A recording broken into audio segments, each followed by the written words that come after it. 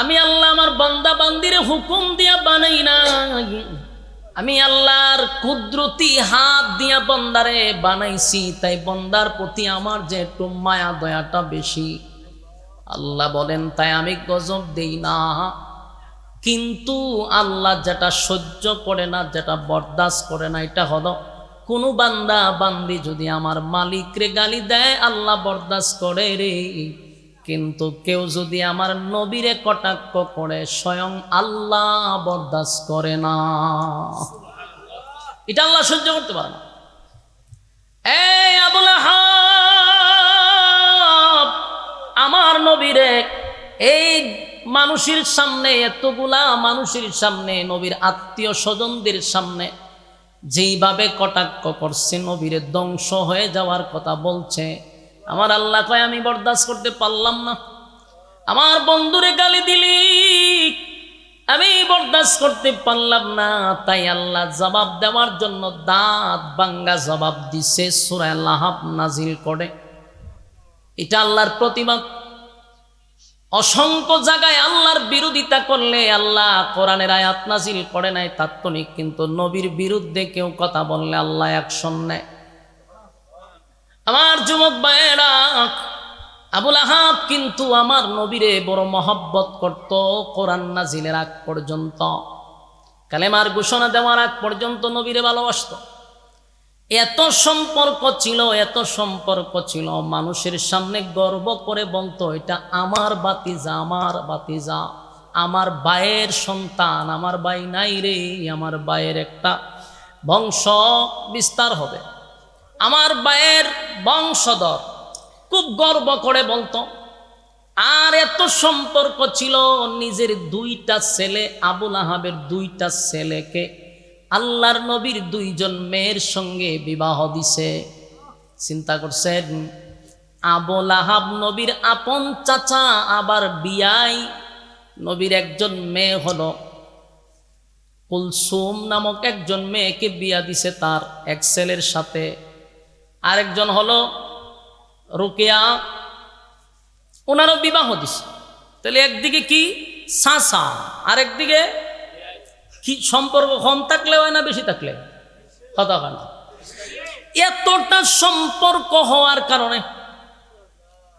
এতটা সম্পর্ক হওয়ার কারণে চাচার ছেলের সঙ্গে নিজের মেয়ের বিবাহ দিয়া দিছে। খুব মধুর সম্পর্ক। কিন্তু যখন আল্লাহর হাবিব কালেমার দাওয়াত লইয়া মানুষের সামনে দাঁড়াইল, তখনই আবুল আহাব এত মহব্বত, এত ভালোবাসার মাঝখান দিয়া এটার বিরোধিতা করল। এই জন্য দেখবেন অনেক মানুষের সাথে আলেমদের বড় মহব্বত থাকে, ভালোবাসা থাকে, কিন্তু ইমামের সব তার ভালো লাগে, খুব ভালো। কিন্তু এই ইমাম যখন মসজিদের মিম্বরে বসে সুদের ঘুষের ওয়াজ করে, পর্দার ওয়াজ করে, সাদার বিরুদ্ধে ওয়াজ করে, জেনার বিরুদ্ধে ওয়াজ করে, তখন ওই মুসল্লির কাছে ইমাম ভালো হতে পারে না, খতিব সাহেব ভালো হতে পারে না। এমনি তো সম্পর্কই বালা, গরম ভাত তরকারি সব হুজুরের একেবারে কামরাতে নিয়ে পৌঁছায়া দেয়। কিন্তু যখনই ওই লোক সুদ খায়, সুদের বিরুদ্ধে ওয়াজ করলে এই ইমাম সাহেব কি কোনোদিন ভালো হইতে পারবো? এই লোকের কাছে কোনোদিন ভালো হতে পারবে না। আবুল আহাব চিন্তা করল, আব্দুল্লাহর পুত্র মোহাম্মদ আমার ভাতিজা যে কথাগুলি তুলে ধরছে, যদি এটা সমাজে বাস্তবায়ন হয় রে, তাহলে আজকের থেকে চাঁদাবাজি করতে পারবো না, দুর্নীতি করতে পারবো না, বোতল টানতে পারবো না, আমি দুর্নীতিও করতে পারবো না। তাই মোহাম্মদের কথা সব মেনে নিলে আমার ব্যবসায় লালবাতি জ্বলবে, এটাই তার টার্গেট ছিল। আর বাপ দাদার ধর্ম পালন করে আসতেছি, সেখানেও সে আমার ভাতিজা হইয়া বাধা দিল। তাই তো বরদাস্ত করতে পারল না, দাঁড়ায়া গেল। যুবক ভাইরা, আপন চাচা যদি দাঁড়ায়া যায়, আর বাকি 23 বছর পর্যন্ত সবচেয়ে বেশি শত্রুতা, বিরোধিতা এই আবুল আহাব করছে। আবুল আহাব বিরোধিতা করছে। এই আল্লাহর হাবিবের সঙ্গে যখন কালেমার দাওয়াত দিতে লাগলো, তখন এতটা শত্রুতামি হয়ে গেল যে আপন দুইটা ছেলের সঙ্গে নবীর বিবাহ দিছিল। ঘরের ভিতরে গিয়া দুই সন্তানকে দাঁড় করায়া বলে, আমার দুশ্মনের সঙ্গে কোনো সম্পর্ক নাই, যে আমার বাপ দাদার ধর্মের বিরুদ্ধে বলে আমার সঙ্গে তার সম্পর্ক নাই, সুতরাং আমার ছেলে তার মেয়ের সঙ্গে সংসার করবে, এটা আমি মেনে নিতে পারবো না। নাউজুবিল্লাহ। দুই ছেলের নসিহত করছে, তোমরা তাড়াতাড়ি মুহাম্মদের দুই মেয়েকে তালাক দিয়া দাও। নাউজুবিল্লাহ। চিন্তা করেন কত বড় কপাল পোড়া, হ্যাঁ, কপাল পোড়ার ঘরের কপাল পোড়া। দুইটা মেয়ে তার ছেলের সঙ্গে বিবাহ ছিল, দুটা মেয়েকে বাবার কথা শুইনা তালাক দিয়া দিল। সেদিন আমার নবীর মনের মধ্যে বড় আঘাত লাগছে রে। দেখবেন কোন মেয়ে যদি তালাক হয়ে যায়, এটা সবচেয়ে বেশি আঘাত লাগে বাবার কলিজায়। একটা মেয়ের তালাক দিয়া বাবার বাড়ি পাঠায়া দিলে বাবার কলিজায় আঘাত লাগে। আল্লাহর নবীর দুইটা মেয়েকে তালাক দিয়া দিল রে, নবীজির মনেও কষ্ট পাইল। আল্লাহর নবীর দুইটা মেয়ে একসাথে করে চলে আসছে। সে আবুল আহাব্বা নবীর এত বিরোধিতা করত। আবুল আহাব্বার দুইটা ছেলে ছিল, এটিও বড় মারাত্মক। বাপ যেমন হুলড়ি রকম, এই দুই শয়তানগুলি এটিও বিরোধিতা করত, অথচ আপন শ্বশুর এর বড় বিরোধিতা করছে। হাবিবে কিবরিয়া যখন নামাজে দাঁড়াইতো, এই দুইটা টিটকারি মস্কারি করত। আল্লাহর হাবিব একদিন খানায় কাবার সামনে যখন নামাজ পড়তেছিল, নবীজি সেজদায় গেছে। ওই আবুল আহাবের দুই ছেলে সেখানে উপস্থিত। তারা হাসাহাসি করে বলতেছে, কে পারবি রে এই মুহূর্তে উটের কিছু নারী বুড়ি আর উটের কিছু ময়লা আবর্জনা মুহাম্মদের গাড়ে রেখে দিতে। নাউজুবিল্লাহ। চিন্তা করেন কত বড় বেয়াদব। একজন বলল আমি পারবো, কত বড় বেয়াদব। আল্লাহর হাবিব তখনও কানে কাবার সামনে সেজদা দিচ্ছিল। উটের নারী বুড়ি উটের ময়লা সহ সব একত্রিত করিয়া আমার নবীর ঘাড়ের মধ্যে রেখে দিছে রে। আল্লাহর হাবিব আর সেজদার থেকে উঠতে পারে না। দীর্ঘক্ষণ সময় হাবিবে কিবরিয়া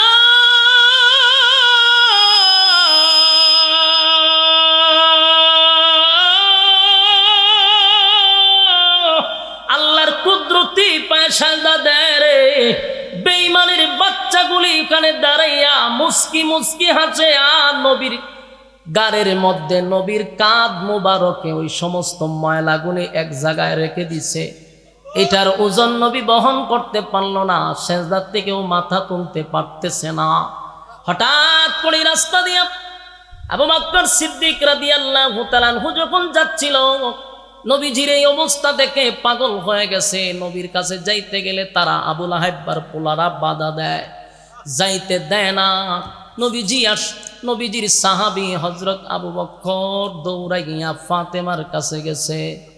নবীজির কলিজার টুকরা ফাতেমা তখন ছোট, গিয়া বলল, ফাতেমা তোমার বাবা খানায় কাবার সামনে নামাজরত অবস্থায় আছে। ওই আবুল আহাবের ছেলেরা, কিছু দুষ্ট লোকেরা আমার হাবিবের কাঁধের মধ্যে উটের নারী বুড়ি রাখছে। নবীজি সেজদা থেকে উঠতে পারতেছে না। আম্মা জান, ওই যে আবু বকর সিদ্দিক রাদিয়াল্লাহু তাআলা ওই কথা যখন ফাতেমাকে বললেন, ফাতেমা দৌড়াইয়া খানায় কাবার সামনে গিয়া দেখে কতগুলা বেঈমানগুলি দাঁড়াইয়া হাসতেছিল, আর আমার নবী সেজদায় পড়ে আছে, উঠতে পারে না। ফাতেমা সেখানে গিয়া বলে, এই মক্কার মানুষেরা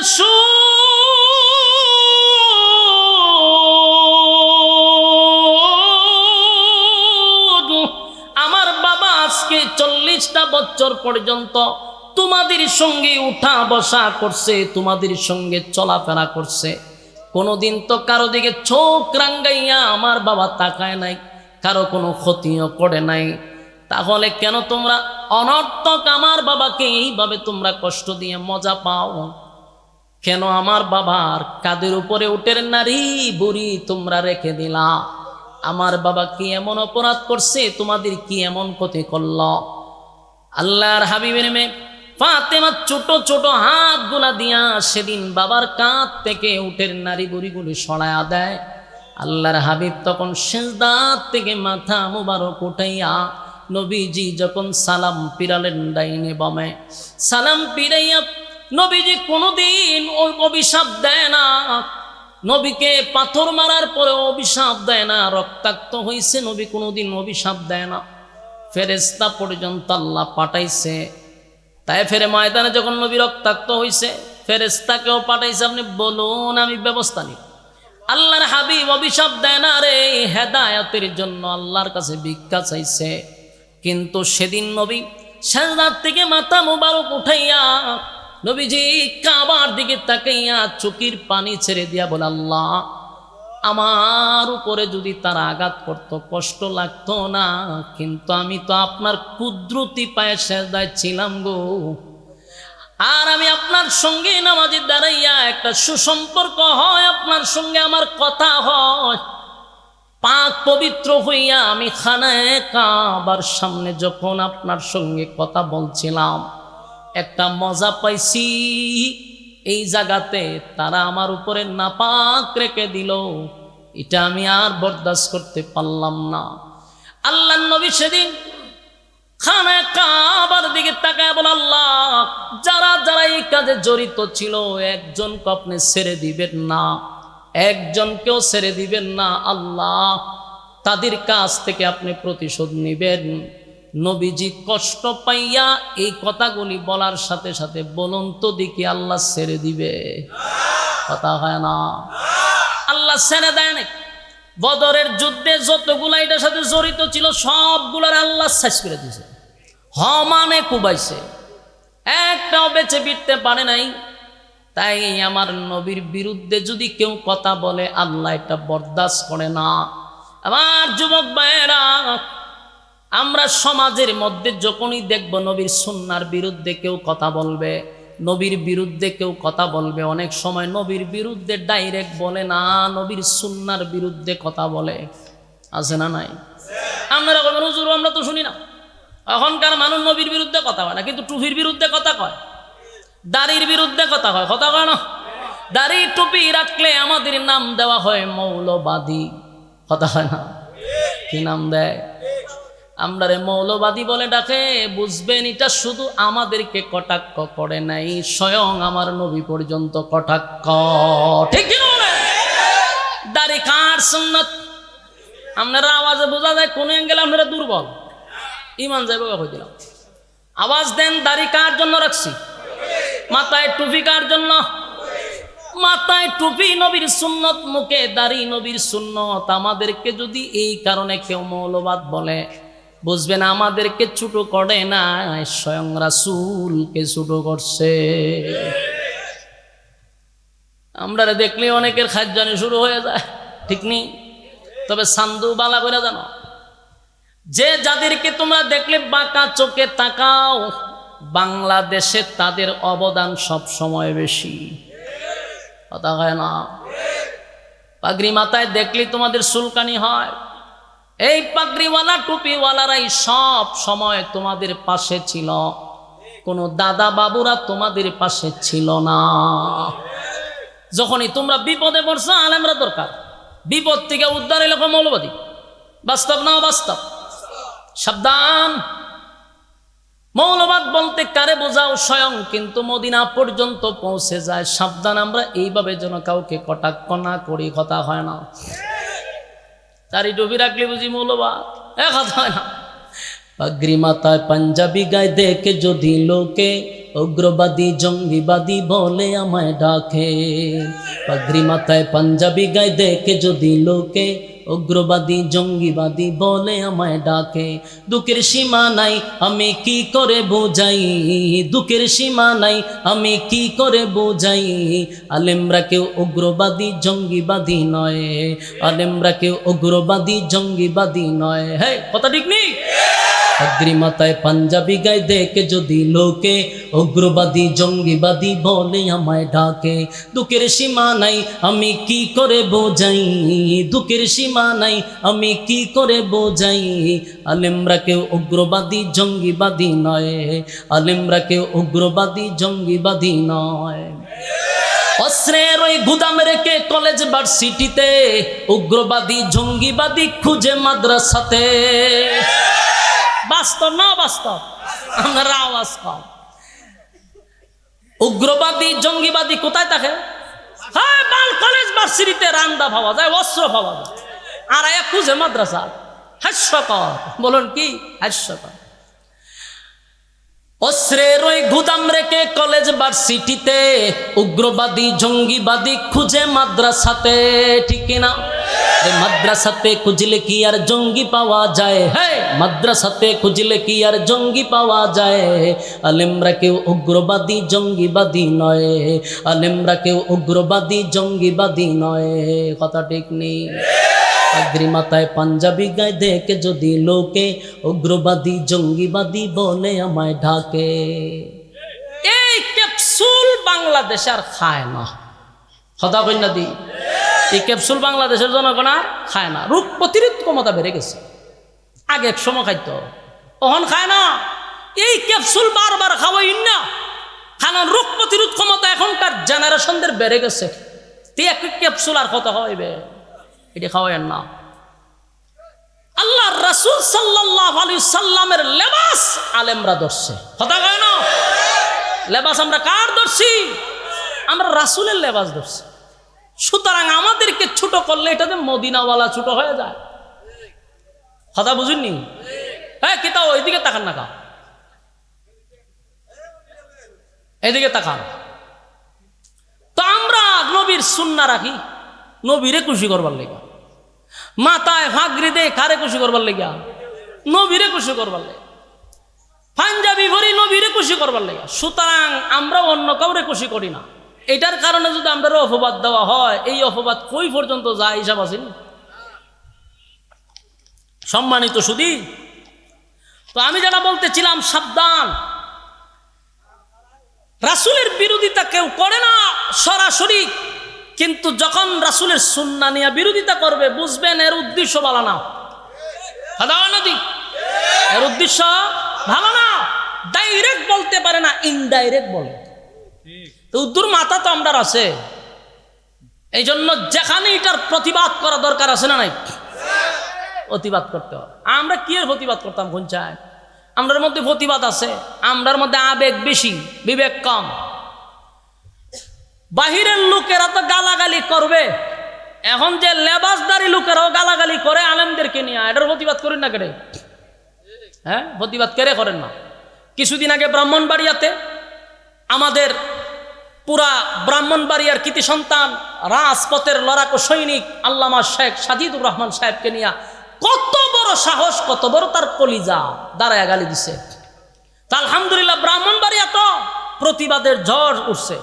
এইভাবে প্রতিবাদ করতে হবে, না হলে মুনাফিকরা লেবাস দইরা দইরা আলেমদেরকে গালি দেয়। উদ্দেশ্য তো এখানে না, এটা মদিনা পর্যন্ত। বাস্তব না বাস্তব? এরপরে দেখেন, বাংলাদেশের মধ্যে যদি সবচেয়ে বড় আলেম থাকে, এর মধ্যে একজন উল্লেখযোগ্য, এশিয়া মহাদেশের মধ্যে একজন আলেম হলো জাতীয় মসজিদের খতিব বর্তমানে আব্দুল মালেক হাফিজাহুল্লাহ। বাংলাদেশের মধ্যে ওয়ান পিস একজন আলেম, সব দলের মানুষ এটা সাপোর্ট করতে বাধ্য। এত বড় একজন বিজ্ঞ আলেম, আবার জাতীয় মসজিদের খতিব। এই অত বড় একজন আলেমকে প্রকাশ্যে আইসা যেই সমস্ত কুরুচিপূর্ণ বক্তব্য দিছে লেবাসদারি মৌলবীরা, কয়জন তার নামে মামলা দিছি? বলেন, কয়জন মামলা দিছি? কেন আমাদের উলামায়ে কেরাম নাই ঢাকাতে? উনার ছাত্র নাই? তা আমরা যে তাদেরকে ছাড় দিতেছি, এদের বুকের ফাটা তো বেড়ে যেতেছে। প্রত্যেকটা আলেমদের কলিজায় রক্তকরণ হয়েছে তার এই কুরুচিপূর্ণ বক্তব্য দীক্ষা। এটা আবার হইল আমাদের আব্বাসী সাহেবের কাছের লোক, ছাত্র, খাদেম। আব্বাসী সাহেবকে আমার এই মেসেজ হলো, আপনাকে আমাদের কওমি অঙ্গনের আলেমরা কিন্তু মহব্বত করে। এটা ভুলা যায় না। বাংলাদেশে যদি আপনি 100টা মাহফিল করেন, এর 85% মাহফিল তো আমাদের অঙ্গনে আপনি করেন। আমরা আপনাকে ভালোবাসতে শুরু করছিলাম। আমাদের অধিকাংশ মাদ্রাসায় আপনাকে দাওয়াত দেওয়া হয়।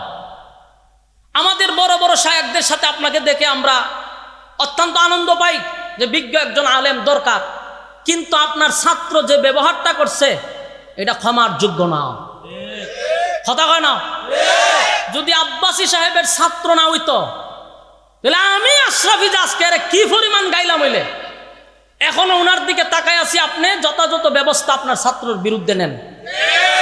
আপনার প্রতি যে সম্মান আর ভক্তি আর শ্রদ্ধা আছে আমাদের, এটা কিন্তু দিন তো দিন কমে যাবে। শুধু তাই নয়, একটা সময় দরজের বাঁধ ভেঙে গেলে আমাদের মুখে আর তালা লাগাইতে পারবেন না।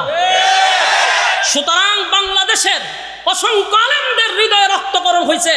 একটা বক্তব্য নয়, পরে সে আবার লাইভে আইসা আরো যে কুরুচিপূর্ণ বক্তব্য দিছে, এটা মাহফিলে প্রকাশ করার মতোই না।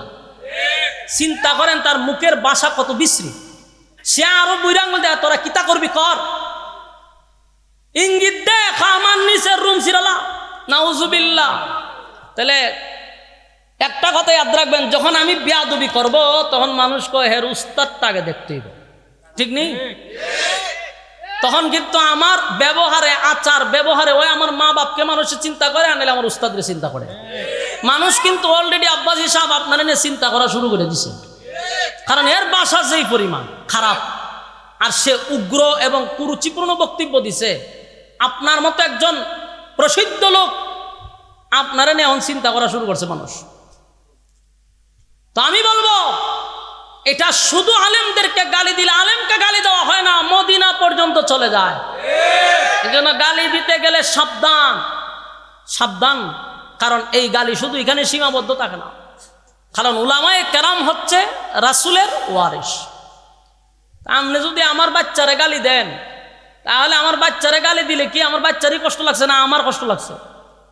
আমার কষ্ট লাগছে, স্বাভাবিক কষ্ট লাগবে। নবীর ওয়ারিসরে গালি দিলে স্বয়ং মদিনাওয়ালা কষ্ট পায়। এটা আপনি আমার মাথায় থাকতে হবে। কথা কি ক্লিয়ার? আমার যুবক ভাইরা, ঠিক তেমনি ভাবে হাবিবে কিবরিয়াকে যখন গালি দেয়, কেউ আমার নবীরে কষ্ট দেয়, আল্লাহ বলেন সব বরদাস্ত করতে পারি রে, আমার নবীরে যদি কেউ গালি দেয় আমি আল্লাহ বরদাস্ত করতে পারি না। তাই আল্লাহ রাব্বুল আলামিন বলেন তাব্বাত ইয়াদা আবি লাহাবি ওয়া তাব্বা মা আগনা আনহু মালুহু ওয়া মা কাসাব সায়াসলা নারান যাতা লাহাবি ওয়া ইমরাআতুহু حمالة الحطب في جيدها حبل من مسد।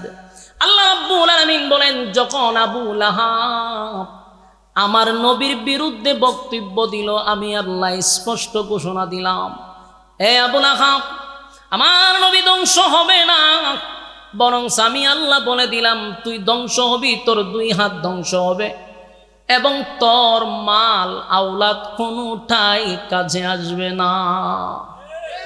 কাজে আসে নাই। আমার যুবক ভাইরা, এরপরে দেখেন আল্লাহ বলেন, এরপরে 2 আয়াতে আল্লাহ বলেন যে আবু লাহাবের স্ত্রী উম্মে জামিল ও জাহান্নামের শিখাময় আগুনে জ্বলতে থাকবে। কেন বললেন?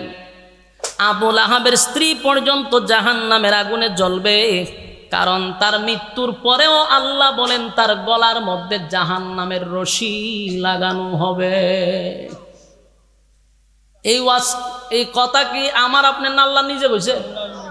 যখন এই সূরা আয়াত নাজিল হয়ে গেল, এই আয়াত যখন নাজিল হয়ে গেল, তখন তাদের কাছেও খবর পৌঁছে গেছে, আবু লাহাবের বউয়ের কাছে খবর গেছে, শুনছনি তোমাদের বাতিজা, তোমার বাতিজার আল্লাহ তোমাদের বিরুদ্ধে একটা সূরা নাজিল করছে, তোমার বিরুদ্ধে, তোমার স্বামীর বিরুদ্ধে।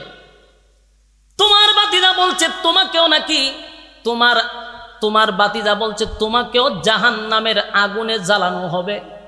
এই কথা শুনে আবুল আহেব্বার বউ একটু মেজাজ গরম ছিল, মারাত্মক মেজাজ গরম। এই কথা শোনার পরে সে একটা পাথর হাতে লইছে।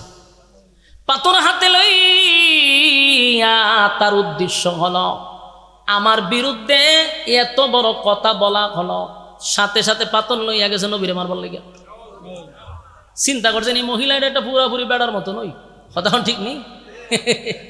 এরকম বেড়ার মতো কিছু মহিলা আসেনি সমাজে? মাগমা বেড়াও পারে না। এই মহিলার এত ফাওয়া আমার জীবন আমি অনেক দেখছি। লজিং টজিংও থাকছি তো অনেক জাতিরম দেখছি।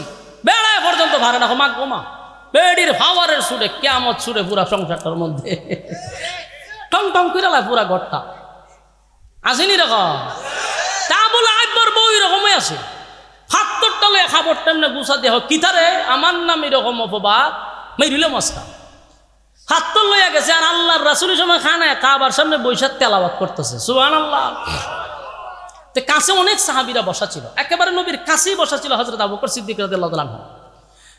আবুল আহেব্বার বউ খুব রাগে ফাত্তরটা লইয়া গেছে, গিয়া নবীর সামনে দাঁড়াইছে। এই কথা বল, নবীর সামনে দাঁড়াইছে। দাঁড়াইয়া আবু বকরের উপরে কিপছে, এই মিয়া তোমার বন্ধু কও? আল্লাহর রাসূল কিন্তু পাশে বসা, কিন্তু আবুল আহেব্বার বউ কয় মুহাম্মদ গেল কোথায়? সাহাবা এখানে আশ্চর্য হয়েছে, কি তা কয় মাথার দোষ নাকি? হ্যাঁ কোস্তা খাইছ নি না ডেড ওভার? আবুল তাবুল খায় না অনেকে, খাইলে কি কয় কি না। হ্যাঁ ওইটা ঘটনা কি তার? রাসূল দি কোরআন তেলাওয়াত করতে হেতে দেখে না কা তো কইতেছে গেল কও? আবু বকর ঘটনাটা কি তার? আমি যে দেখি হাত দিয়ে রাসূলের ধরছে, রাসূল তো কাছু সবাই দেখতেছে, কিন্তু এই মহিলা দেখে না। এটা আমার নবীর মুআজিজা সুবহানাল্লাহ। এটা কার মুআজিজা? আল্লাহ কয় আমি মানুষের কাছ থেকে আপনাকে হেফাজত করব। হেফাজত করছেন একদম ফাত্তর দিয়া মেরে লইলে উড়াইয়া বড় ফাত্তর লইছি। মহিলা তো খারাপ খারাপ মহিলা। আমরা এলাকাটা এক মহিলার গাছ কাটছে, সরকারি রাস্তার পাশে গাছ করছে, দেখাই চলেছে। ও মাগো মা, এই মহিলা গাড়ির নিচে পড়ে রয়েছে, কয় আমার উঠে গাড়ি লিয়ে যা।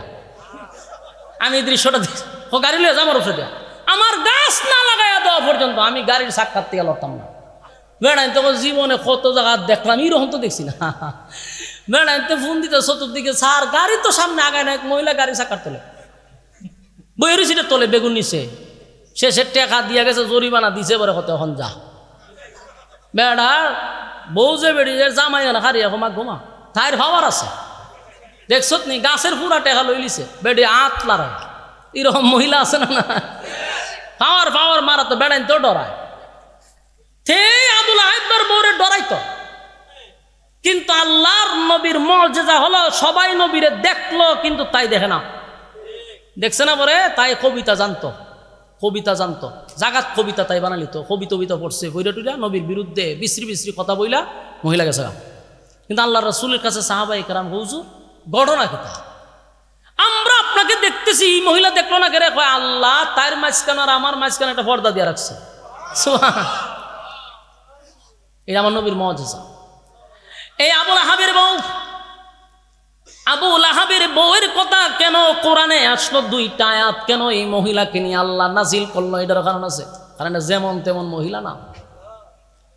তাই কিন্তু সম্ভ্রান্ত পরিবারের ছিল, মানে অবস্থা বালা, ফকিন্নি নাই, কি টাকা পয়সা আছে, বাপের বংশ খুব শক্তিশালী, সর্বদিক দিয়া তার টাকা পয়সা আছে, আবার জামাইরও টাকা পয়সা আছে, স্বয়ং সম্পূর্ণ মহিলা, টাকা পয়সা আছে, তাই আবার আলাদা একটা পাওয়ার আছে। কিন্তু এই মহিলা কিপন ছিল, খুব মারাত্মক কিপন মহিলা। এই উম্মে জামিল যে মহিলা, তাই কিপন ছিল। গড়ে আগের জামানায় টাকা পয়সা হইলে দাসী বান্দি রাখতো কাজ করবার লেগিয়া। তে দাসী বান্দি রাখলে টাকা দেওয়ার লাগে না, এই টাকা দিব কইরা। এই মহিলা কোনো দাসী বান্দি রাখতো না, টাকা দিব কইরা।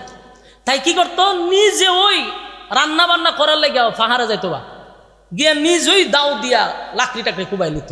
বুঝেন কেমন বেডি কথা কয় না, নিজেই সব লাকড়ি মাকড়ি খাইটা লইতো। খাইটা এই লাকড়ি গুছাইয়া এই মহিলা রশি দিয়া গলার মধ্যে বাইন্দা এরপরে এইভাবে আনতো বাড়িতে, না রানতো, নিজেরটা নিজেই রান্না বাড়া করতো। এই জন্য আল্লাহ কয় এই মহিলাকে জাহান্নামের ভিতর গলার মধ্যে রশি লাগাইয়া আমি তাকে জাহান্নামে ফেলাবো। বেশি পাওয়ার দেওয়া আছে না, আল্লাহ হয় সাইজ করুম আমি, আমরা কিন্তু বিরক্ত হইতে যো ডাবল সুবিধা, খারাপ না ওয়া তখন লড়িন না। চিন্তা করছেন বিষয়টা, এই মহিলা সে নিজেই লাকড়ি খাটত, নিজেই লাকড়ি আইনা রান্না বাড়া করতো, নিজের কাঁধে রশি লাগাই আনতো। আল্লাহ এই রশি দিয়ে তোরা জাহান্নামে আমি ফেসামো। এমনে এমনে তো তাই নামে 2 আয়াত নাজিল হইছে না, তাই সাংঘাতিক মহিলা। ওই যে আপনারা এলাকার ঠেডা মেডা লয় না, ঠেডা মারে না, ঠেডা ইত্যাদি কিতা কয়। আমি এক জায়গা ওই হবিগঞ্জের আমাদের এক জায়গাতে একবার রমজান তারাবি পড়াইছিলাম, তো গেছি পড়াইছিলাম। আমি তো ছোট মানুষ, দেখি 2 দিন পরে পরে গ্রুপে গ্রুপে মেলে জায়গা। ওই যে আপনারা যা বাউন্ডারি তো বিখ্যাত, রাগ করি না আমি কইলে কি দিব, গুগলে কয়, ইউটিউবে কয় আপনার কথা। আজকে ঠেটা মারা লয়ে বেরিয়ে যান না, হি গান তো দিছি কি খারাপ 2 গ্রুপে লাগলে ঠেটা মারালে। তোর মহিলারা কিতা করতো, এরা হলুর মধ্যে শালি মধ্যে আবার মরিচ মিশাইতো। এই মহিলারা নিয়ে তুই তো দৌড়ায় ঘর থেকে আন্তর, তুই তো হেরা উড়াই দে, বাতাসা সরে, তেটা সোহমুখ লাগে। এই 30 মত আমি নিজের চোখে দেখছি। আর যদি কেউ মনে করেন ঠেডা মেডা খাইয়া ঠিক কথা হেডারে ভিজ থেকে তাপাইতে বেড়া হইছ, বেড়ার কাম করছ, বেটে দিহি পিছা তাপাইতে যায়, কাম হইছে। আমি বললাম যে আউ আইমে যাইলে তোর যুগে তা আসি, ও হন হইতা কিছু কিছু জায়গাতে আছে। তো ব্রাহ্মণবাড়ি একটু বেশি, তবে আপনারা সুনামও বেশি, আবার এই সমস্ত কিছু কাজের লেগে দুর্নামও আছে। আবার ব্রাহ্মণবাড়ির ইমানি জজবাও বেশি, আবার বেদাতিও বেশি, আবার মারামারিও বেশি, আলেমরও বেশি। কথা কই না দি, আসলে যেখানে ফেরাউন এখানে মোসা। কথা ঠিক নেই। বাংলাদেশের মধ্যে মার্কা মারা বন্ড যতগুলি আছে সবগুলোর বাড়ি হলো বাউন্ডারিয়া। কথা কই না দি, যতগুলা লালিল বাতি লাগায় উঠে এটি সবটির বাড়ি গো ব্রাহ্মণবাড়িয়া। আবার বাংলাদেশের এই জায়গা সবচেয়ে বড় বড় আলেম যেখানে এটি হলো ব্রাহ্মণবাড়িয়া। যেখানে ফেরাউন কেন মোসা। বাস্তব না বাস্তব? আর যুবক বালক, আল্লাহ রাব্বুল আলামিন বলেন এই মহিলা এমন এক মহিলা সাংঘাতিক ছিল। সমাজের মধ্যে যত দরবার লাগাইতো এই মহিলা লাগাইতো, ঘরের ভিতরে কাউরে শান্তি দিত না।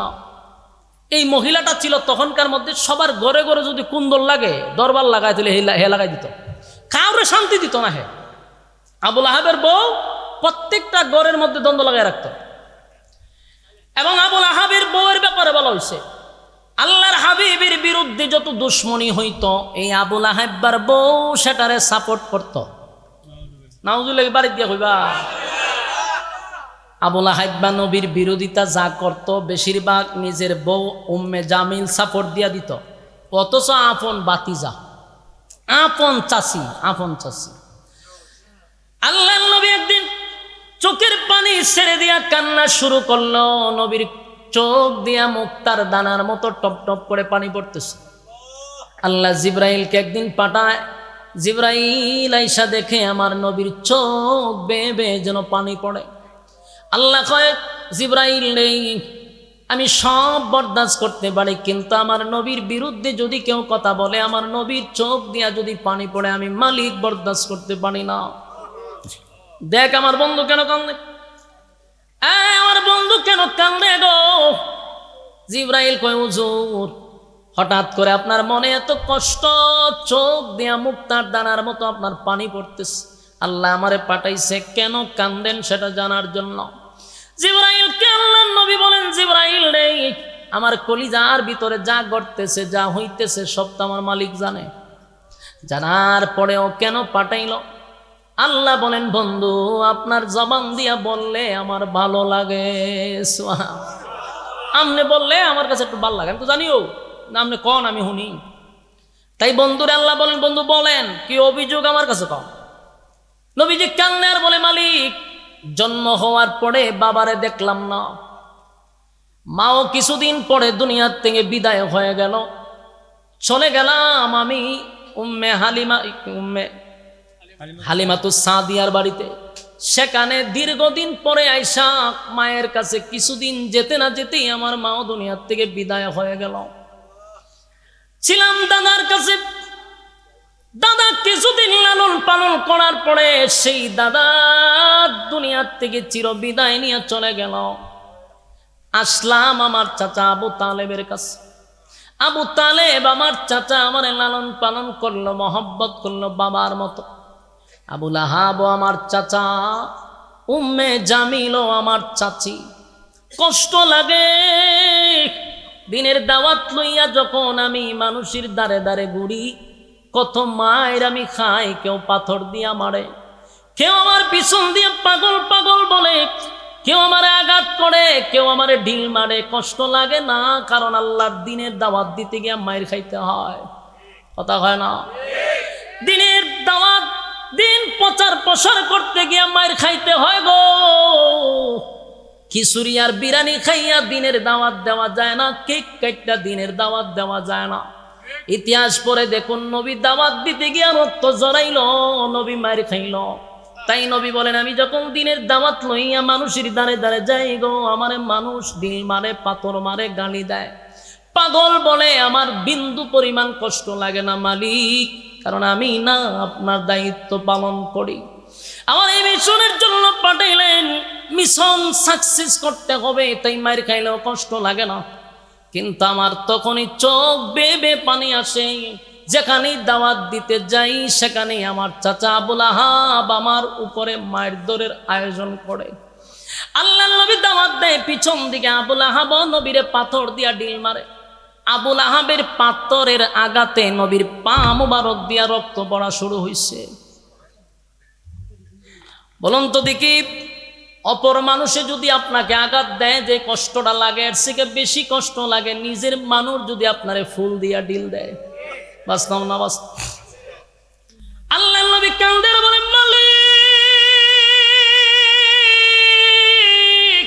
বাহিরের মানুষ যখন আমার ঢিল মারে গো, আমার মনে মনে মনে মনে মনে মনে ভাবনা ছিল, আমার আপন চাচা আমার সামনে আছে রে, নিশ্চয় আমার চাচা এর তীব্র প্রতিবাদ করবে, নিন্দা জানাবে। কিন্তু আমি তখনই আশ্চর্য হইলাম, বাহিরের মানুষের সঙ্গে আমার কলিজা টুকরা আপন চাচা নিজেই তাদের সঙ্গে পাথর লইয়া আমার ঢিল মারছে। আল্লাহ, এটা আমি বরদাস্ত করতে পারলাম না, আমার নিজের মানুষগুলো আমার এইভাবে রক্তাক্ত করে।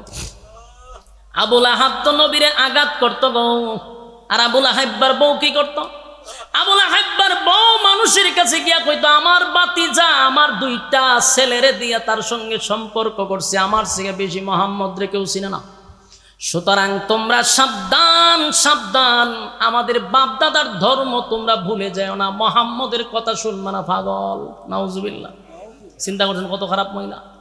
নবীজির দিনের কাজে বাধা দিত এই মহিলা। সে লাকড়িয়ান্ত পাহাড় থেকে আসার সময় কিছু কাঁটা নিয়ে আসতো, এই কাঁটাগুলা নবীর বাসার সামনে দিয়া রাইকা চলে যেত। আল্লাহর হাবিব এই কাঁটা যখন নবী ফজরের সময় যখন মসজিদের ভিতরে ঢুকত, খানায় কাবায় যাওয়ার জন্য যখন প্রস্তুতি নিত, নবীর পা মোবারক দিয়া যখন কাঁটাগুলি ঢুকত, এই মহিলা দূর থেকে টিটকারি করত আর হাসত আর মজা পাইত। জোরে কোন নাউজুবিল্লাহ। আপন চাচি হই নবীর কষ্ট দেখে হাসাহাসি করে রে। নবীর এই কষ্ট দেখে মহিলা বড় আনন্দ পায়। এই মহিলা এত খারাপ, শুধু খারাপ না, মারাত্মক খারাপ। আল্লাহর নবীর কাছে একবার কোরআনের আয়াত আসা বন্ধ হয়েছে, মানে নবীর উপরে আয়াত আসা বন্ধ হয়ে গেছে। কেন বন্ধ হয়েছে? আমার নবী তার ওজন বহন করতে পারে না, লোড নিতে পারে না, তাই নবীর রেস্টের জন্য আল্লাহ বন্ধ করছে। এই মহিলা নবীর কাছে গিয়া কয়, আব্দুল্লাহর পুত্র মোহাম্মদ, তোমার কাছে একটা শয়তান আসতো, এখন দিয়ে আর আসে না। চিন্তা করছেন এই মহিলা? আপন চাচি যখন এইভাবে নবীরে আঘাত করে রে, আমার নবীর কলিজাটা ভেঙ্গে যায়। এখানেই তো শেষ না, এতটুক বইলা শেষ না, আরো কত প্রকার আঘাত আমার নবীরে দিছে শুনেন। মানুষের কাছে গিয়া কইত, মোহাম্মদ হইল আবেতার। মোহাম্মদ আবেতার, তার মানে মোহাম্মদ আটকুড়া। মোহাম্মদের সন্তানগুলি যখন দুনিয়াতে আসে রে, টিকে না, সবগুলা মারা যায়, তার বংশ থাকবে না। মোহাম্মদ দুনিয়ার থেকে বিদায় হয়ে গেলে তার নাম নেওয়ার মতো জমিনে কেউ থাকবে না। আপন চাচি হইয়া মানুষের কাছে বলে তোমরা অনর্থক তার অনুসরণ করো, কারণ সে যদি দুনিয়ার থেকে বিদায় হয়ে যায় তার নাম নেওয়ার মতো কেউ থাকবে না। মুহাম্মদ হইল আবেতার। আল্লাহর নবীর চোখ দিয়া পানি পড়ে। আল্লাহ তখন জিবরাইলে পাঠায়। নবীর চোখের পানি দেখে আল্লাহ বলেন, নবী গো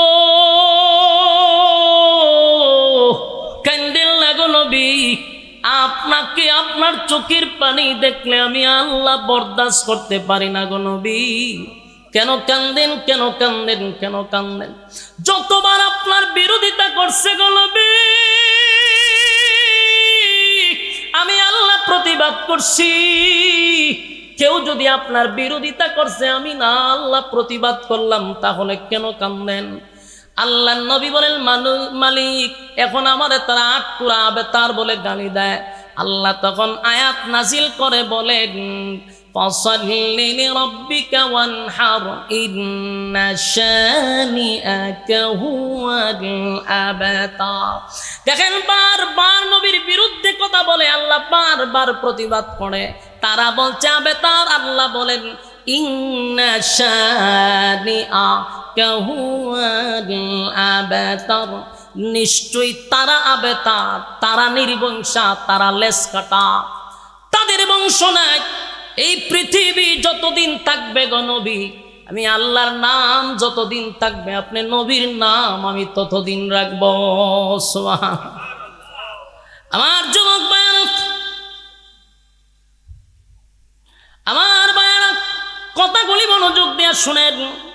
তারা যখন নবীর আবেতার বলছে, আল্লাহ প্রতিবাদ করছেন, নিশ্চয়ই তারা আবেতার, নিশ্চয়ই তারা নির্বংশা।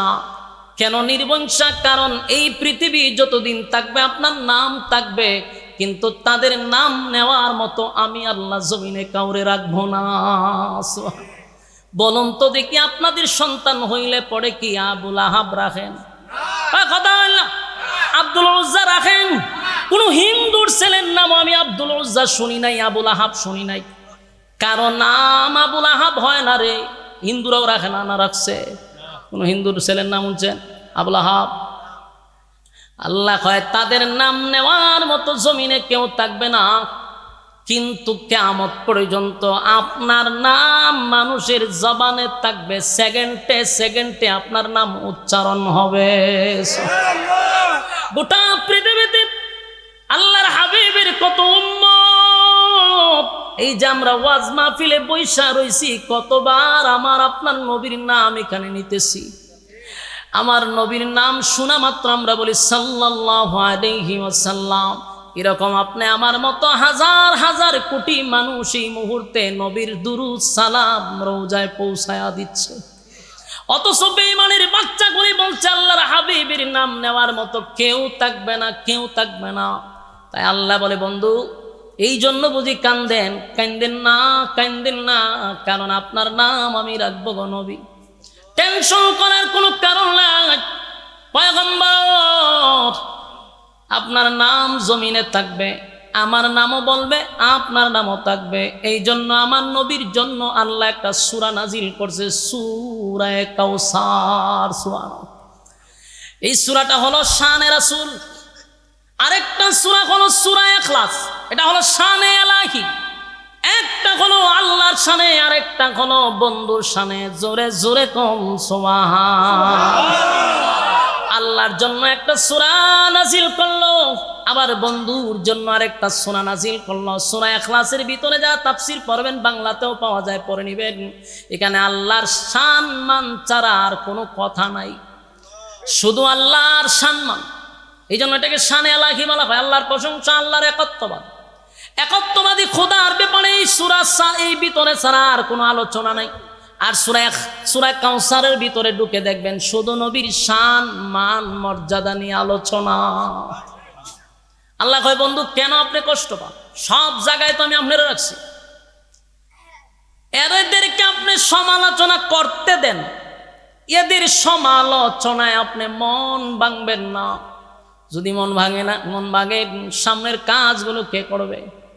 তাই পাছে লোকে কিছু বলে, কথা না বলুন, পিছনের লোকের কাজ হইলো কিছু বলা।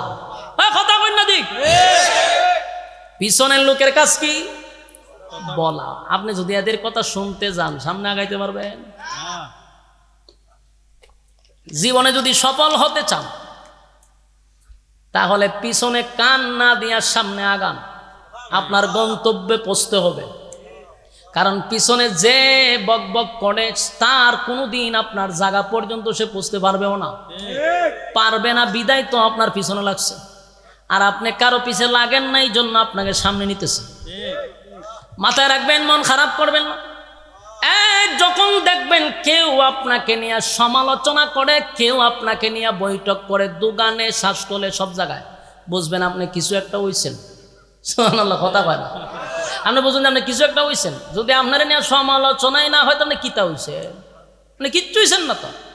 সাধারণ মানুষকে নিয়ে কেউ সমালোচনা করেন, প্রতিষ্ঠিত মানুষকে নিয়ে মানুষ সমালোচনা করে, তাই বুঝবেন আপনি কিছু একটা হইতেছেন। তাই আপনি কান দিবেন না, তারে সমালোচনা করতে দেন। কথা হয় না? তারে সমালোচনা করতে দেন, তার আটকাইবেন না। এক বুজুর্গ মাঝে মধ্যে তার খাদেম রে দিয়ে 1 কেজি মিষ্টি বাড়াইতো একজনের বাড়িতে। তা খাদেমে মিষ্টি নিয়ে দেহে সর্বনাশ, এই লোক তো আমার শায়েকের বিরুদ্ধে প্রতিদিন গালাগালি করে। এই লোক তো লোক বালা না, আমার শায়েক এসে তার জন্য মিষ্টি বাড়াইলো, অথচ আমার শায়েকের 14 গোষ্ঠী উদ্ধার করে। হে ঘটনা কিরে, কোন জায়গা বলে লইলাম নাকি? মিষ্টি উষ্টি দিয়া গিয়া হুজুর কার কাছে পাঠাইছো? এটা হুদ্দা শয়তান, শয়তানের খারাজিল কি? প্রতিদিন আপনার বিরুদ্ধে কথা না হইলে ঘুমো ধরে না, এর কাছে নিয়ে হাত দিয়া পাঠাইছেন। বলে হ, কারণ এর সিগা আফন আমি আর কেউ দেখি না। কথা বুঝতেছেন? বুজুর্গ কয় এর সিগা আফন আমার কেউ নাই। হুদাও দিয়ে আমার গুনাহটা হের কাছে যাইতেছে, আর এর নেকি যে সারাদিন করে এটা আমার অ্যাকাউন্টে জমা হইতেছে। ইরম বন্ধু ভাবু গো, সুবহানাল্লাহ।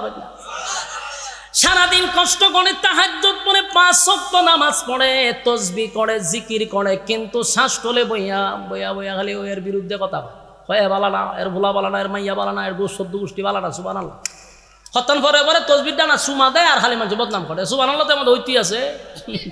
তসবির ফাঁকা দিতা করে, চা খায়ের কয় এর ফুলাটা কোনো না বেঁধেছে, হুদ্দা শয়তান। সুবহানাল্লাহ, সুবহানাল্লাহ, সুবহানাল্লাহ। হে যে খারাপের খারাপ রে, সুবহানাল্লাহ, সুবহানাল্লাহ। সারাটা জীবন খালি মানুষের ঠকাইছে। সুবহানাল্লাহ, সুবহান। চা দে 1 কাপ, ও সুমা দালাইছে 100 হয়ে গেছে, টাস করে সুমা মারে দে 100 দিয়ে চা দে, চা দে, চা দে। এইরকম এরকম আসেনি, দেখছেন না আপনারা? তসবি পরে 5 ওয়াক্ত নামাজের সাথে নামাজও পড়ে, কিন্তু মানুষের সমালোচনা হে রাত্রে ঘুমায় না।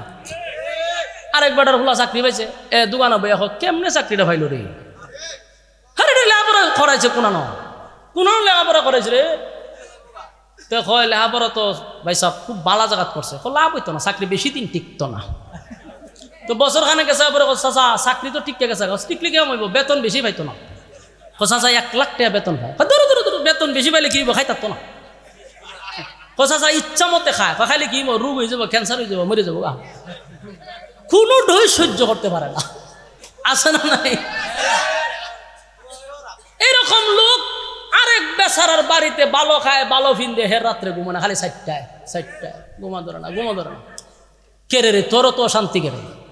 আর হিংসুক যারা, এরা শাস্তি দুনিয়াত কি শাস্তি? আরেকজনেরটা দিকে দেয় জ্বলে, জ্বলা ঢইয়ার শাস্তি, ঠিক নেই?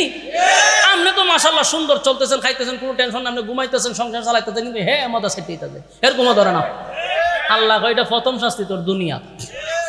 এই জন্য কারো সমালোচনায় কান দেওয়া যাবে না, এরা সমালোচনা করতে দেন, ঠিক না বেটি?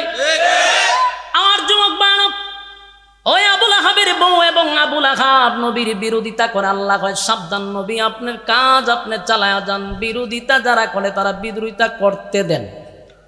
এখন দেখেন লাভটা কি হয়েছে।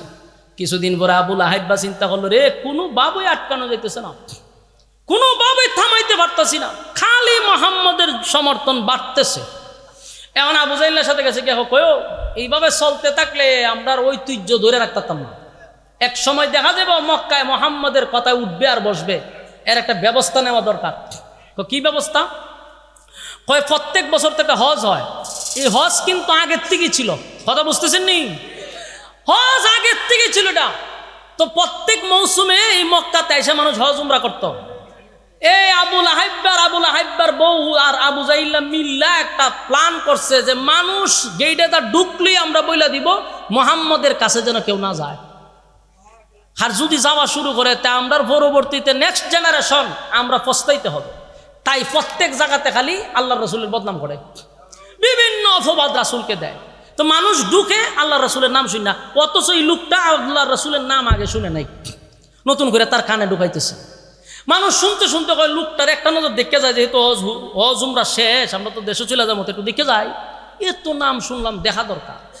রাসূলের দেখা মাত্রই এরা কয় সর্বনাশ, জিন্দিগিতে দুই চোখ এত সুন্দর মানুষ দেখে নাই।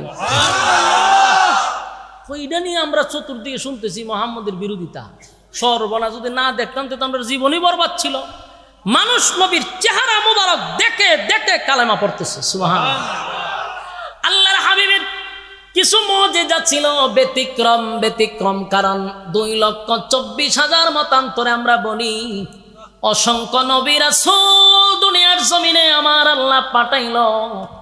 এক এক নবীকে আমার আল্লাহ এক এক গুণ দিয়া পাঠাইছে, এক এক নবীর আল্লাহ এক এক মুজিজা দিছে। এই মুসা আলাইহিস সালাতু ওয়াস সালামের মুজিজা হলো হাত থেকে লাঠি যখন জমিনে পড়ে যায় বিশাল এক সাপ হইয়া দাঁড়ায়া যায়। ফেরাউন্নার মসনদ কাঁপতে থাকে, সর্বনাশ, জীবনে বহু সাপ দেখছি, এরকম সাপ দেখছি না। আল্লাহ এটা মুসা নবীরে একটা মুজিজা দিছে। কিতারে ভাই হত্যান বরাবরইতে কিতা ওই গজল মজল লেগে ওখানে নি, আমার তো এটা তবিয়তের বাইরে। এখন টুকা টাকা দিলে বুঝি আমি যে বয়ান শেষ করে নিতাম। আর এমন মাশাআল্লাহ 2 ঘন্টা সার্ভিস, কিন্তু ভালো সার্ভিস চলতেছে। 2 ঘন্টা সার্ভিস হয়ে গেছে গা, চিন্তা করছুন নি, 2 ঘন্টা সার্ভিস বাড়ির দ্বারে। আচ্ছা যাক, 8-10টা মিনিট বই কথা কইনি। তো এখন দেখেন ঘটনা কি হয়ে গেল। মুসা আলাইহিস সালাতু ওয়াস সালামের মুজিজা হলো হাত থেকে লাঠি ছাড়লে এটা পৃথিবীর সবচেয়ে বড় সাপ হয়। ফেরাউনের মতো ব্যক্তির গলার মধ্যে পানি নাই। সর্বনাশ, সব বহু জাদু করে সাপ দেখাইছে রে, এমন সাপ তো আমার বাপ দাদা 14 গোষ্ঠীও দেখছে না। কাঁপতে শুরু করছে, এটা নবীর মুজিজা, ঠিক কিনা বলেন? মুসা আলাইহিস সালাতু ওয়াস সালামের বগল থেকে সূর্যের আলোর মতো বাহির হতো, এটা নবীর মুজিজা। আল্লাহর সঙ্গে কথা বলতো, নবীর মুজিজা। আর দাউদ আলাইহিস সালাতু ওয়াস সালামকে আল্লাহ কণ্ঠ দিছে, কণ্ঠের মুজিজা। দাউদ নবী কোন লোহায় ধরলে লোহাটা গলে গলে পানি হয়ে যেত, এটা দাউদ নবীর মুজিজা। আর ইউসুফ আলাইহিস সালাতু ওয়াস সালামকে আমার আল্লাহ সৌন্দর্য দিছে গো, পৃথিবীর অর্ধেক সুন্দর আমার আল্লাহ ইউসুফ নবীরে দিছে। ইউসুফ নবীর আল্লাহ এত সুন্দর দিছে, এটা আমার নবীর মুজিজা ছিল। ইউসুফ নবীরও আল্লাহ সৌন্দর্য দিছে, আর দাউদ নবীর আল্লাহ কণ্ঠ দিছে, আর সুলাইমান নবীর আল্লাহ বাদশাহী দিছে, মুসা নবীরে আল্লাহ লাঠির মুজিজা দিছে, ঈসা আলাইহিস সালাতু ওয়াস সালামকে আল্লাহ মুজিজা দিছে।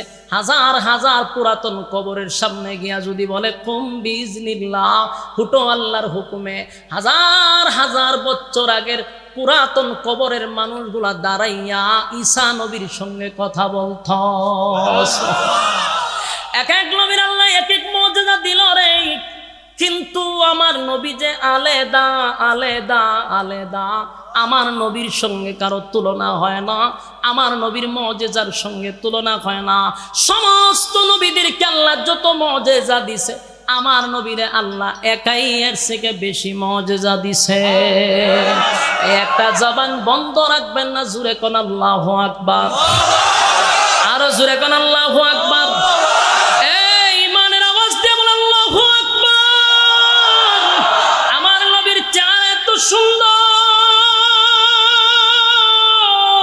ইউসুফ নবীর আল্লাহ সৌন্দর্য দিছে গো।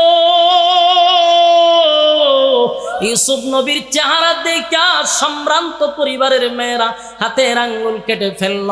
আম্মা জানা আয়েশা বলেন, সেই মজলিসে যদি ইউসুফ নবী না থাকা আমার স্বামী মুহাম্মাদুর রাসূলুল্লাহ সাল্লাল্লাহু আলাইহি ওয়াসাল্লাম উপস্থিত থাকত, মিশরের মেয়েরা আঙ্গুল নয় রে, মিশরের মেয়েদের কলিজা টেনে বাহির করত।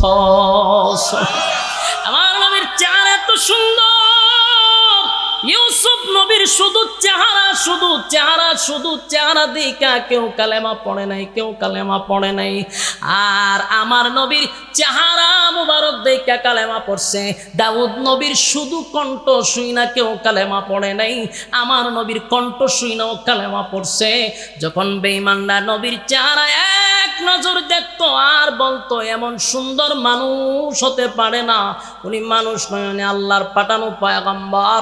পড়ায়া দেন লা ইলাহা ইল্লাল্লাহু মুহাম্মাদুর রাসূলুল্লাহ সাল্লাল্লাহু আলাইহি ওয়াসাল্লাম আমার নবীর চেহারা দেখে আর কালেমা পড়ে।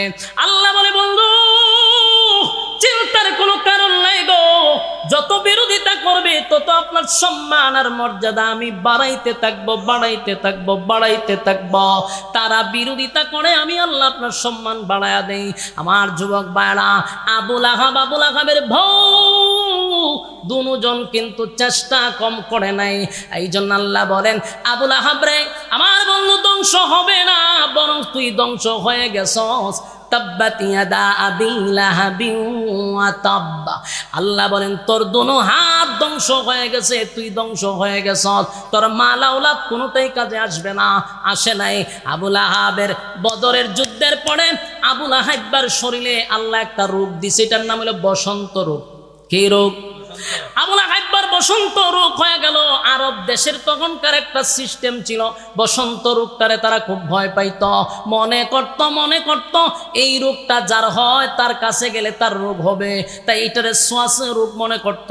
আবুল আহাবের কাছে কেউ যায় না গো, কেউ যায় না। এই লোকটা এই রোগে আক্রান্ত হইয়া একটা সময় আবুল আহাব মারা গেল। মারা যাওয়ার পরে তার সন্তানগুলা বাবার কাছে যায় না, ওই রোগের ভয়ে বাবার কাছেও যায় না। বলুন তো দেখি এই সন্তান দিয়া কি আবুল আহাবের কোনো উপকার হয়েছে? আবুল আহাবের কাছে সন্তান যায় না, তারা বাড়ি ঘর ছেড়ে চলে গেছে, লাশটা পচে গলে গেছে, কিন্তু কেউ তারে দাফন করে না। একটা সময় তার সন্তানগুলি আইসা অন্য মানুষ বাড়া কইরা আইনা তার বাবারে একটা গাতা করিয়া খনন কইরা মাটি খনন করে বাঁশ দিয়া ডাক্কাইয়া হাত দিয়া ধরছে না, বাঁশ দিয়া দূর থেকে নাকে দইরা এইভাবে গর্তের ভিতরে ফালাইয়া ছাপা মাটি দিছে। বলুন তো দেখি যেই সন্তান নিয়ে গর্ব করত, যেই মাল দিয়া সে গর্ব করত, এই মাল আওলাদ কি তার কোনোটাই কাজে আসছে? আল্লাহ কয় তোর মাল আওলাদ কোনোটাই কাজে আসবে না, আসে নাই। আবুল আহাবের জিন্দেগি বরবাদ আমার নবীর বিরুদ্ধে লাইগা, আমার নবীর বিরোধিতা কইরা সে সাকসেস হইছে না ধ্বংস হইছে? নেক্সট টাইমও যদি নবীর কোন ওয়ারিসদের বিরুদ্ধে আপনারা দাঁড়ান, পেপা যান, গালাগালি করেন, ওয়াদা দিলাম আবুল আহাবের বংশধররা যদি নবীর ওয়ারিস আলেমদেরকেও গালি দেয় রে, তাদের পরিণতি এমনটাই হবে। ঠিক কি বলেন? এই বাংলাদেশে যদি কোনো আলেমদের বিরুদ্ধে কেউ গালি দেয়, রাজপথে নামতে বাধ্য হব ইনশাআল্লাহ। আর একটা কথা হলো, ওই বেয়াদব যদি প্রকাশ্যে ক্ষমা না চায়, আমি বলবো আব্দুল মালিক সাহেবের ছাত্র যেই পরিমাণ বাংলাদেশে আছে, তারা যদি কেঁপে যায় আস্তানা থাকবে না। জাতীয় মসজিদের ক্ষতি,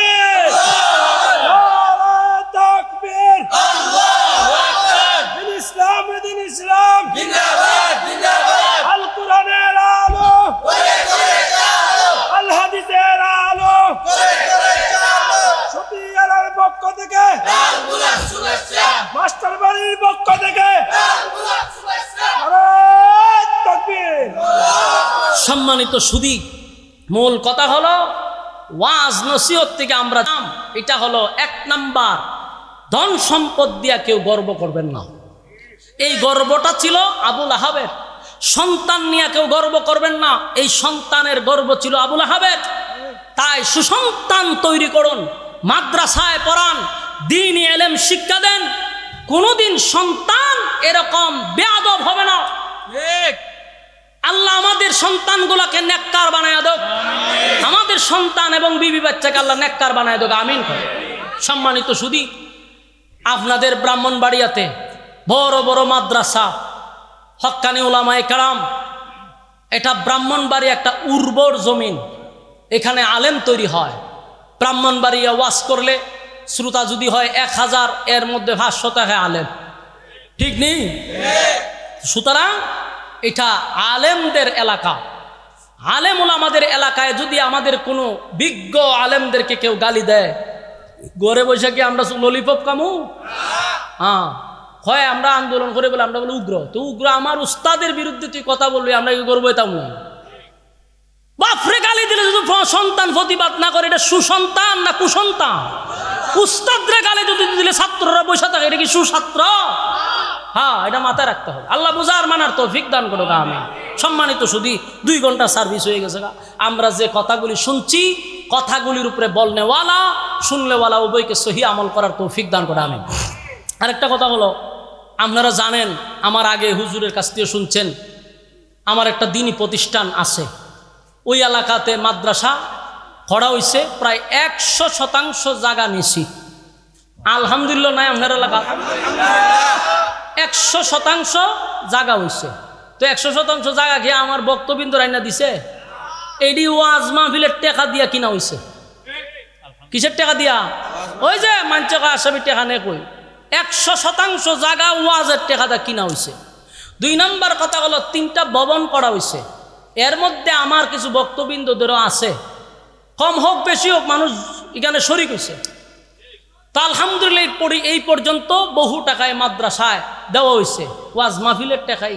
আপনারা যা দেন গিয়া দেখবেন এখানে কিতা করতেছে। এখন একটা মসজিদের দরকার, একটা মসজিদ নাই। আপনারা খালি দোয়া করবেন আল্লাহ তাআলা যেন আমার মাদ্রাসার একটা মসজিদ নির্মাণ করার সুযোগ করে দেয়। আমরা অনেক সময় অনেকের মুখ দিয়ে শুনি, আমি মাদ্রাসার প্রিন্সিপালটা কই 1 লাখ টাকা দিছি, 1 লাখ টাকা দিছি, দিয়ে এরপরে মানুষের কাছে চাইতেছে। আর আমি 2.5 কোটি টাকা ওয়াজের দিছি মাদ্রাসা। এরপরেও যদি আপনারা 1000 ইট দিতে আপনারা কষ্ট লাগে, সরাসরি গিয়া দিবেন মসজিদের সাথে, যাদের তৌফিক আছে মসজিদে দেওয়ার, শরীক থাকার চেষ্টা করবেন ইনশাআল্লাহ। আল্লাহ তাআলার কাছে দোয়াও করবেন। আমার ব্যাপারে তো হুজুরে কইছো, আর কিতা গুনবেন। এরকম একটা জায়গাতে মাদ্রাসা হয়েছে যেখানে 50 বছরের ভিতরে কোনো কওমি আলেম ফারাওই দিছে না। কত বছরের ভিতরে? 50। বাংলাদেশ স্বাধীন হয়েছে কেউ ফারাওই দিছে না। ওই জায়গাতে এখন আল্লামা সাদিদ শাহ হুজুর যায়, সেখানে বাংলাদেশের বড় বড় উলামায়ে কেরাম মুরব্বিরা আমার এখানে যায়। বলুন এখানে এই জায়গা যাওয়াতে ফায়দা হয়েছে না নাই? জমিন উর্বর হইতেছে। এই জমিন থেকে যেন আল্লাহ আলেম তৈরি করে, দোয়া করবেন। আল্লাহ তাআলা আমাদের বোঝার মানার আমল করার তৌফিক। আমিন। দুরূদ শরীফ পড়েন, আমরা মোনাজাত করবো ইনশাআল্লাহ। আচ্ছা কোন চাইন কতলা টুকা টাকা দিছে? হ্যাঁ দেখছেন নি? গজল কিতা গাইতাম করছে। হ্যাঁ শোনা ও একজনে লেখছে আপনার গাওয়া একটি সঙ্গীত, শোনো রে গাছের পাতা। ওই যে কিছুদিন আগে একটা রিলিজ হচ্ছে আমাদের সঙ্গীত, এটা হইল নাতে রাসূল। আচ্ছা সমস্যা নাই, এটা গাউন যাবো আমার সাথে, আপনারা গাইবেন ইনশাআল্লাহ, কেমন? এরপর আমরা মোনাজাত দিব। আল্লাহ রাসূল শুয়ে আছেন প্রেমের বাগানে, আল্লাহ রাসূল শুয়ে আছেন প্রেমের বাগানে, নবীর নাম শুনি কানে তারে দেখিনি জীবনে, নবীর নাম শুনি কানে তারে দেখিনি জীবনে। আল্লাহ রাসূল শুয়ে আছেন প্রেমের বাগানে, আল্লাহ রাসূল শুয়ে আছেন প্রেমের বাগানে, নবীর নাম শুনি কানে তারে দেখিনি জীবনে, নবীর নাম শুনি কানে তারে দেখিনি জীবনে। শুনো ওরে গাছের পাখি,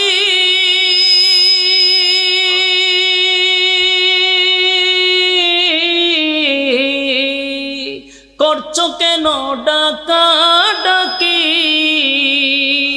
শুনো ওরে গাছের পাখি,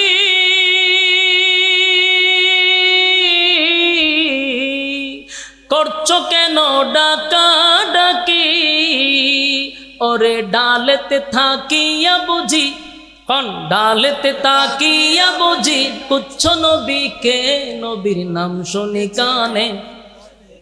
হইতে পারে না কেমনে কইতাম, সাথে কই নবীর নাম শুনি কানে তারে দেখিনি জীবনে, নবীর নাম শুনি কানে তারে দেখিনি জীবনে। শুনো ওরে গাছের পাতা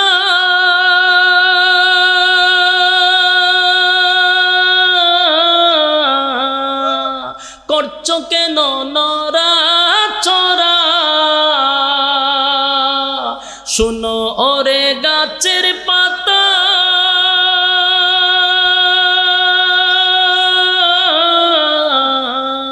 করছো কেন নড়াচড়া,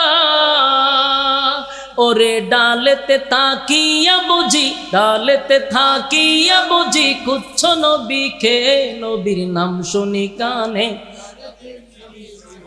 নবীর নাম শুনি কানে তারে দেখিনি জীবনে, নবীর নাম শুনি কানে তারে দেখিনি জীবনে।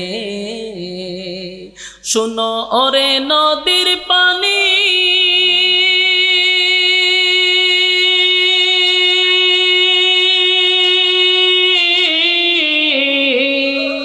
করছো কেন ছুটা ছুটি, শুনো ওরে নদীর পানি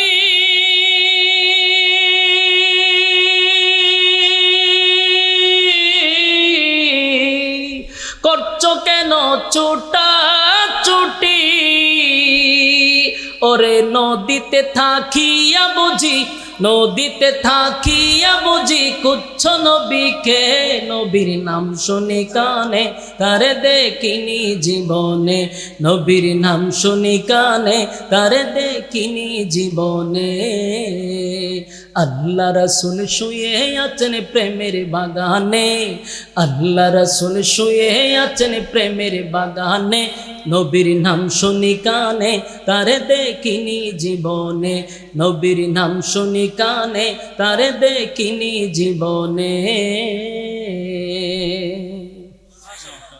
এই সঙ্গীতটি আপনারা ইউটিউবে পাইবেন, শুনে নেবেন। আর আমরা যারা দীর্ঘক্ষণ সময় বসে আছি মোনাজাত দিব ইনশাআল্লাহ, হাত তুলি এই মোনাজাত দিয়া মাশাআল্লাহ, লিল্লাহে তাকবীর, লিল্লাহে তাকবীর, হাত তুলেন বলেন ইনশাআল্লাহ মোনাজাত সহকারে যাব। আল্লাহ সবাইকে কথাগুলির উপরে বলনেওয়ালা শুননেওয়ালা সবাইকে আমল করার তৌফিক দান করুন। দুরূদ শরীফ পড়েন আল্লাহুম্মা সাল্লি আলা মুহাম্মাদ ওয়া আলা আলি মুহাম্মাদ কামা সাল্লাইতা আলা ইব্রাহিম ওয়া আলা, আবার কথা চলে সংক্ষেপে মানুষ ঘুরতে যাবে, দ্রুত করেন, দ্রুত